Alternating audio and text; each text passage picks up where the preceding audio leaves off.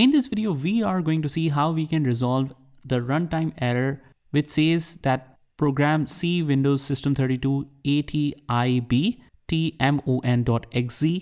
This particular application or exe is showing a runtime error, and it says this application has requested the runtime to terminate it in an unusual way. Please contact the application support team for more information. So we are going to find a couple of solutions for you, and one of them might definitely work for you. So without further ado, let's get started with this video. So what we can do is just open up the start menu, and here we will write control panel. Just open this up, and on the top right we have the large icons option. Just make sure you are set to large icons, because if you're set by category, you will get a complete different view. So although the options are same, but you might find difficulty in finding that option. So just move to large icons and click on power options, and whatever plan is selected, no matter what, just next to it is change plan settings. Click on that. Just click on change advanced power settings, and here if you locate ATI graphics power, you can access that.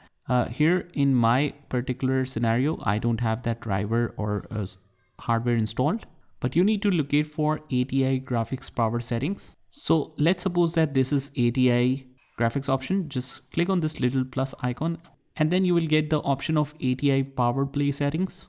And from here, if we click on the plus icon, it will show you these kind of settings: moderate power settings, maximum power savings, and off. So we need to set it to maximum power savings. I'm just showing you for the example for ATI. This is PCI, so I'll not basically save it. And also, if you get the two options in here, like on battery, and let me just show you. If you see two options within the ATI option that says on battery and on power or on plugged in, both should be set to maximum performance, because this is basically related to the graphics, right? And after that, once this is all done, click on apply, click close, and just open the start menu right here, device manager. Go in here and just locate for your display drivers. So here are the display drivers. Just drop it down and you will see the graphics card, whatever is the default one, or if you have an external display card, it will show you here. Right click on it, click on update driver, and we will click on browse my computer for drivers. Let me pick from the list of available drivers, and here is two compatible versions. It will be arranged according to what works best, so it's better to start with the first one. Click on next, and it will blink a little bit because it is reinstalling the display drivers, of course, and you will get these options. Now in my scenario, I am showing you the example on a virtual machine. So we will head over to the start menu right here, device manager again.